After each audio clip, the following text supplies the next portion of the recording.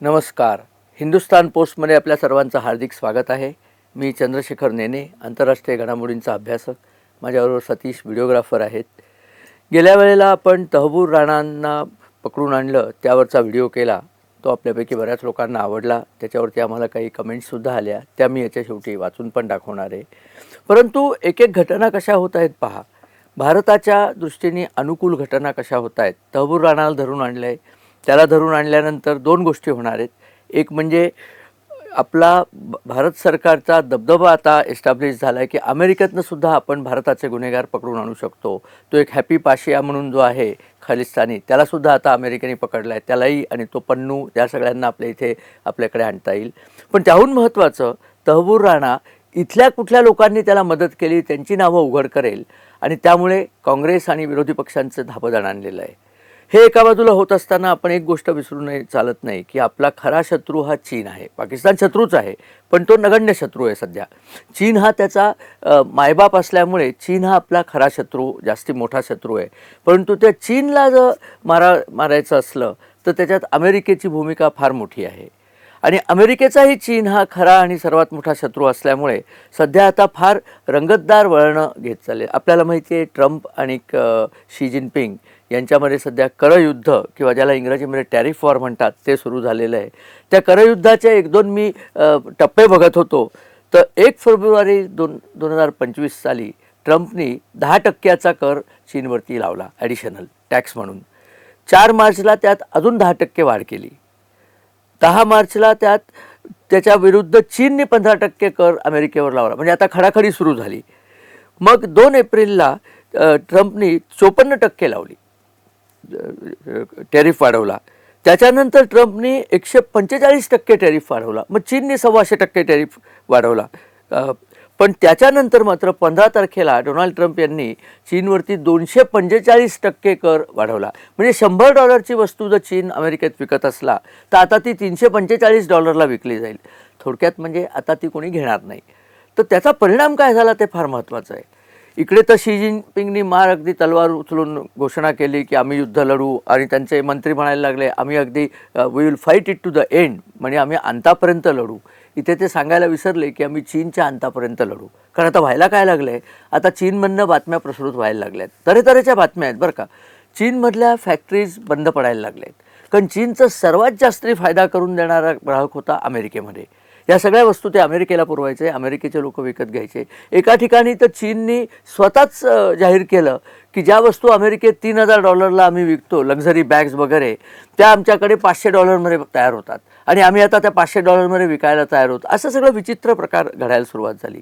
पण सर्वात महत्त्वाचं म्हणजे गोल्डमन सॅक्स ही प्रसिद्ध आर्थिक रिसर्च फर्म आहे आणि ट्रेडिंग फर्म आहे. त्यांनी सांगितलं की चीनमध्ये जवळजवळ 20 लाख कामगार बेकार होत आहेत. हा जर टॅरिफ वॉर असा सुरू झाला तर चीनची गोदामं भरलेली आहेत. अमेरिकन बायरनी त्यांच्या ऑर्डर कॅन्सल केल्या आहेत, कारण एवढे पैसे अमेरिकन बायर देऊ शकत नाही. ते म्हणले आणूच नका तुम्ही, इथे नकोच आम्हाला तुमच्या गोष्टी. आणि गोदामं तिथे भरलेली आहेत, त्यामुळे फॅक्टऱ्या बंद झाल्या. फॅक्टरी ओनर म्हणला मी कसं बनवू, हे मी बनवलं आणि विकत कोण घेणार. बरं, हे बनवायला जे रॉ मटेरियल लागतं त्याला पैसे द्यायला लागतात. म्हणजे सगळीकडे चीनमध्ये आता हाहाकार सुरू झाला आहे. चीनच्या ज्या काही ग्वांगडोंग, शेंझेन वगैरे जे रिजन्स आहेत तिथनं पर्टिक्युलरली जे अमेरिकेला एक्सपोर्ट करतात, चीनचे सर्वात जास्त एक्सपोर्ट तर अमेरिकेमध्येच आहेत. तर त्यांची आता पाचावर धारण बसलेली आहे. कारण ट्रम्पनी हा जो 245चा दणका दिला आहे त्यानंतर मात्र चीनमध्ये हालचाल सुरू झाली आहे. चीनचं स्टॉक मार्केट पडायला लागलं आहे. पण त्याच्यानंतर ट्रम्प तिथे थांबलेले नाही आहेत. ट्रम्पच्या भात्यात अजून बरेच बाण आहेत. इकडे चीनचे लोक, चीनचं सरकारी माध्यम सांगतं की हे काही नाही, आम्ही आता दुसरं काम करणार आहोत, आम्ही आशियातल्या आमच्या इतर मित्रांकडे जाणार आहोत. आणि खरोखरच शी जिनपिंग व्हिएतनामला गेले, कंबोडियाला गेले, नंतर लाओसला गेले. म्हणजे शी जिनपिंगनी ज्या ज्या मित्रांवरती कुरघोडी आधी केली होती त्यांच्याकडे पदर पसरून ते गेले की आपण अमेरिकेशी संयुक्त लढा देऊया. संयुक्त लढा कोण देणार आहे.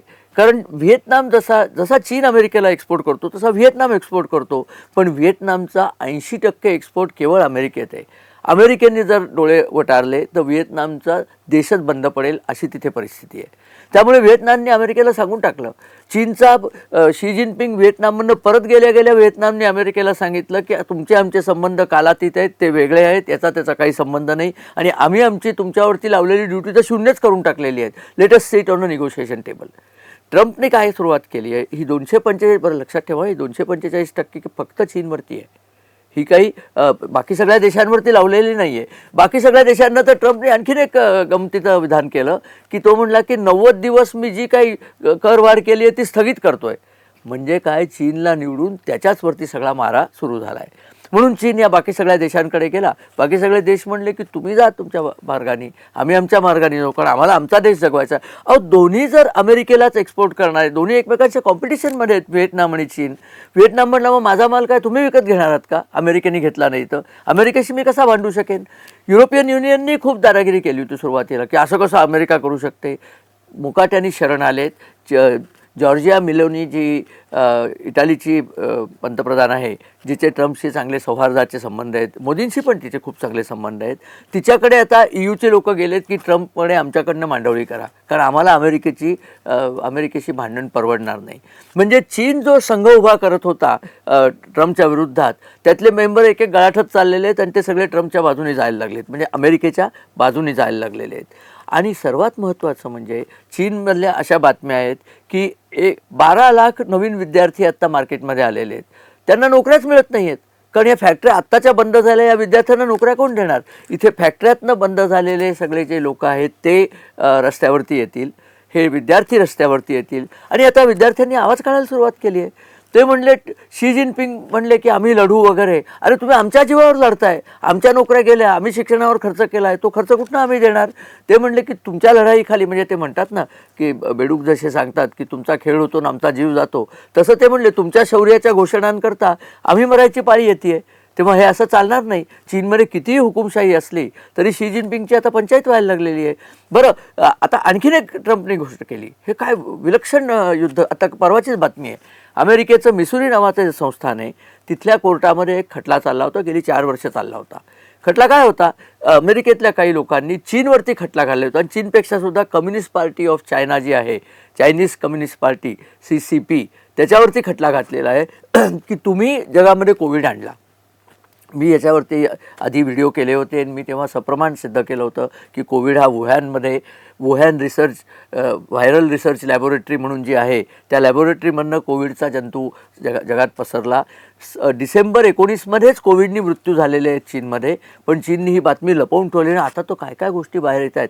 चीननी नुसती बातमी लपवली असे नाही, चीननी ऑस्ट्रेलिया, कॅनडा, युरोपचे देश वगैरे सगळीकडनं, अमेरिका यांच्याकडनं PPE किट विकत घेतले. तेव्हा किती घेतले, $8 अब्ज PPE किट विकत घेतले. जेव्हा ॲक्च्युअल कोविडची बातमी फुटली तेव्हा जगामध्ये कुठेही PPE किटच मिळत नव्हते. चीनने $8 अब्ज PPE किट नुसते नाही, कोविडला लागणारी सगळी औषधं इम्पोर्ट करून घेतली होती. त्यांना चोरांना पक्क माहिती होतं की आपण जगावरती काय संकट आणलं आहे. त्यात त्यांचीही लोकं मेली होती, पण त्यांची लोकं मेलेली त्यांना लपवून ठेवता येतं, बाहेरच्या लोकांचं लपवता येत नाही.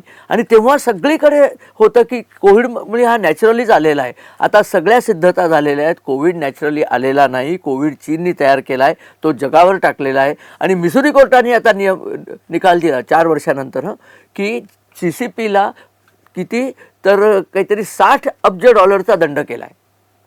$60 अब्ज दंड CCPनी आता द्यायचा आहे. CCP म्हणले आम्ही देणार नाही, आम्ही तुमच्या कोर्टाचा हुकूम मानत नाही. तुम्ही देत नाही दंड. तुमच्या चीनी कम्युनिस्ट पार्टी आणि चीनी नागरिकांनी अमेरिकेत ज्या ज्या इन्व्हेस्टमेंट केल्या आहेत, ज्या ज्या जमिनी घेतल्या आहेत, त्या सगळ्या आम्ही जप्त करायला निघतोय. म्हणजे आपली ईडी कशी जप्त करते की नाही, तसे ते लोक आता जप्त करायला निघालेत. आणि आता काय काय गोष्टी नवीन उघडकीला आल्या आहेत. चीनी सरकारने, चीन कम्युनिस्ट पार्टीनी अमेरिकेमध्ये लष्करी तळाच्या शेजारी मोठ्या मोठ्या जमिनी विकत घेतल्या आहेत. आणि सांगायचं आम्ही इथे कशाची पंख्याची फॅक्टरी काढणार आहे, इथे आम्ही हातरुमालाची फॅक्टरी काढणार आहे. सगळं हेरगिरी करता त्यांचं चाललं होतं. इथे मला आपल्या लोकांना एक सावधगिरीची सूचना द्यायची आहे. भारतामधल्या सगळ्या लष्करी तळाच्या आसपासच्या गेल्या 10 वर्षातल्या सगळ्या खरेदी वगैरेची आपण आत्ताच पडताळणी केली पाहिजे की चीनी लोकांनी आणि पाकिस्तानी लोकांनी तिथे जमिनी विकत घेऊन ठेवलेल्या आहेत का. आणि त्या जर ठेवलेल्या असल्या सापडलं तर अमेरिकेच्या पावलावर पाऊल ठेवून ते सगळे करार रद्द करायचे, पैसे ठेवायचे, जमिनी ठेवायचे आणि हाकलून द्यायचं या लोकांना. आपल्या कोर्टाने आता थोडा कडकपणा शत्रूवरती दाखवायला सुरुवात करावी, नुसतं हिंदूंवरतीच दाखवायचा ही आपली वृत्ती आता कोर्टाने सोडायला पाहिजे. तशी जर वृत्ती कोर्टाने सोडली नाही तर मला वाटतं भारताचे नागरिक कोर्टाची कसं वागायचं ते स्वतः ठरवू शकतात. भारत सरकारसुद्धा सध्या कोर्टापासून भयंकर, आपल्या सुप्रीम कोर्टावरती भयंकर नाराज आहे. आपल्या सुप्रीम कोर्टाची एवढी हिंमत की त्यांनी राष्ट्रपतींना सुनावावं. राष्ट्रपतींचे त्यांची शपथ घ्यायला ते शपथ घ्यायला राष्ट्रपती असतात त्यांनी राष्ट्रपतींना सुनवावं, एवढी त्यांची हिंमत कधी झाली. त्यामुळे आता सगळा बदल होत चाललेला आहे. नवीन आता आजच मला वाटतं संजीव खन्ना रिटायर होत आहेत, भूषण गवई चार्ज घेत आहेत आणि भूषण गवईंनी ऑलरेडी सांगितलं आहे आम्हाला भांडायचं नाही, आम्हाला राष्ट्रपतींशी भांडायचं नाही, आम्हाला माहिती आहे आमच्या मर्यादा काय आहेत. कायदा, वक्फचा कायदा पार्लमेंटनी बहुमताने मंजूर केला तर हे रद्द कसं करू शकतात? म्हणजे बरं, कोर्टाचे न्यायाधीश काही निवडून येत नाहीत हो, निवडून हे सगळे खासदार आणि सगळे आपले येतात, MP MLAs वगैरे.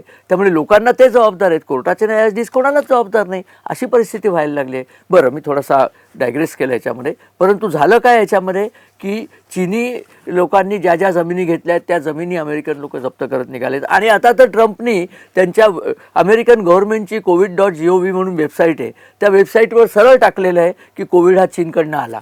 आणि या बातम्यासुद्धा टाकल्या आहेत. याचा अर्थ सगळ्या अमेरिकाभर लोकांना सांगितलं की चीनी कम्युनिस्ट पार्टीवरती दावे टाका. म्हणजे ट्रम्पनी एक भाषण दिलं काल, प्रेस कॉन्फरन्स दिली, त्याच्यात सांगितलं की चीनला सगळ्या जगाला कोविड जगावरती लोटल्यामुळे जे नुकसान झालं ते $60 लाख कोटी डॉलर, $60 ट्रिलियन नुकसान आहे. एवढं तर चीनीकडे पैसेच नाही आहेत एवढे द्यायला. आणि हे सगळे दावे सगळ्या जगामधनं चीनवरती लागले पाहिजेत. चीन भिकारी झाला पाहिजे. म्हणजे ट्रम्प आता अतिशय कडक मोडमध्ये गेलेले आहेत आणि चीनची आता पंचायत झालेली आहे, फॅक्टऱ्या बंद होत आहेत, लोक बेकार होत आहेत. शी जिनपिंगच्या कम्युनिस्ट पार्टीमध्ये त्याला आता विरोध सुरू झाला आहे की हा ताठरपणा सोडा, लाईनीवर या.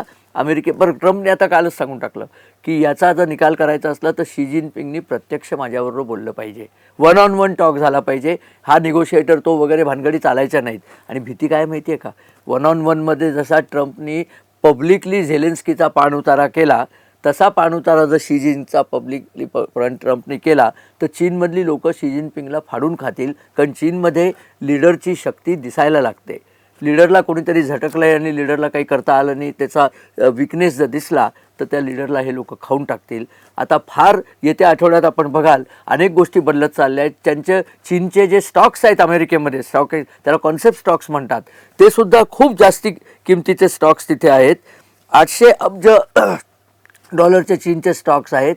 त्या सगळ्या स्टॉक्सची व्हॅल्यू एका क्षणात शून्य होईल जर अमेरिकेने एक नियम आणला की या स्टॉक्सला व्हॅल्यू नाही आणि चीनचं पार तळपट होऊन जाईल. आणि हे होईल अशी चिन्ह आता दिसायला लागली आहेत.